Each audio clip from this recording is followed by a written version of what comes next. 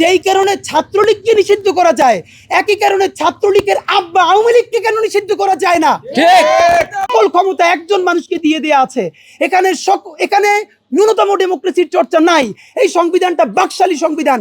এটাকে পরিবর্তন করে বাংলাদেশের ছাত্র জনতার গণভোট তৈরি করে, গণভোটের মাধ্যমে নতুন কনস্টিটিউট অ্যাসেম্বলি তৈরি করে তারপরে নতুন সংবিধান তৈরি করতে হবে এবং সেই সংবিধান আরোকে নয়া বাংলাদেশের প্রথম জাতীয় সংসদ নির্বাচন হবে।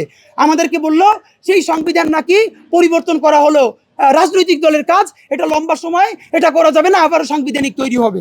তারপরে আমরা সংবিধানকে লাল কার্ড দেখালাম রাজু ভাস্কর্যে, আমাদেরকে তখন আবার রাজনৈতিক দলগুলো শত্রু বানিয়ে ফেললো। আমরা তারপরে দাবি তুললাম, আপনারাই আমাদেরকে বলেন ভাই, ছাত্রলীগকে সরকার কোন গ্রাউন্ডে নিষিদ্ধ করেছে? নিষিদ্ধ করেছে সে প্রকাশ্য দিবালোকে এই মধুর ক্যান্টিন থেকে শুরু করে সারা বিশ্ববিদ্যালয়ে রামদা দিয়ে কুপিয়ে হত্যা করেছে। ফাঁকে বলে রাখি, আমাদের ইনকিলাব মঞ্চের লাল জুলাই গানটা বের হয়েছে, আপনারা দেখেছেন। একটা গানে যে শুধু আমরা যেভাবে ডকুমেন্টারি দিয়ে দেখিয়েছি, মানুষ অসুস্থ হয়ে যাচ্ছে। রিয়েল প্রমাণগুলো আপনাদের আর কি চাই? যেই কারণে ছাত্রলীগকে নিষিদ্ধ করা যায়, একই কারণে ছাত্রলীগের আব্বা আওয়ামী লীগকে কেন নিষিদ্ধ করা যায় না? ঠিক।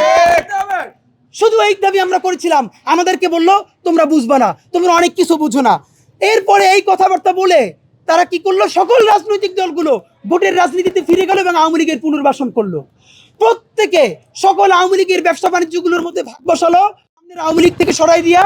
আমি শুধু একটা বিএনপির নাম বলছি না, বিএনপি, জামাতে ইসলামী, এমনকি বাংলাদেশের প্রত্যেকটা রাজনৈতিক দল যে যার সাধ্য মতো আওয়ামী লীগকে পুনর্বাসন করতেছে, আপনারা দেখতেছেন। এবং সেই লীগ পুনর্বাসন করে আমরা যখন এই কথাগুলো বলি, আমাদেরকে বলে তোমরা বুঝবে না। ভাই, যখন জুলাই বিপ্লব হলো তখন আমরা এত কিছু বুঝলাম, এখন আমাদেরকে বলেন বুঝবো না। একটু প্লিজ বুঝিয়ে বলেন না, আমরা বুঝবো। ঠিক। আমাদের সাথে একদিন বসেন, আমাদের সাথে কথা বলেন।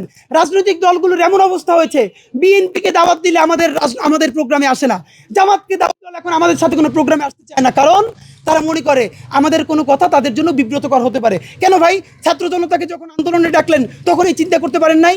আমরা কি ক্ষমতা যাওয়ার জন্য এই কথা বলছি? ইনকিলাব মঞ্চ কি কোনোদিন পার্টি হবে? অন্তত জনতার কথাগুলো আমরা আপনাদের সাথে বলতে চাই, আপনারা আপনাদের শত্রু ভাবেন কেন? এবার আমি যে কথাটা বলতে চাই, লীগের পুনর্বাসন করছে বাংলাদেশের প্রত্যেকটা রাজনৈতিক দল। সুতরাং এই আন্দোলন যদি ব্যর্থ হয়, প্রত্যেক দায় কিন্তু গিয়ে সেই রাজনৈতিক দলগুলোর উপরে পড়বে, আমরা জানিয়ে রাখলাম। এবারে আপনারা আসেন, সরকারের দায়টা কি? প্রথম কথা,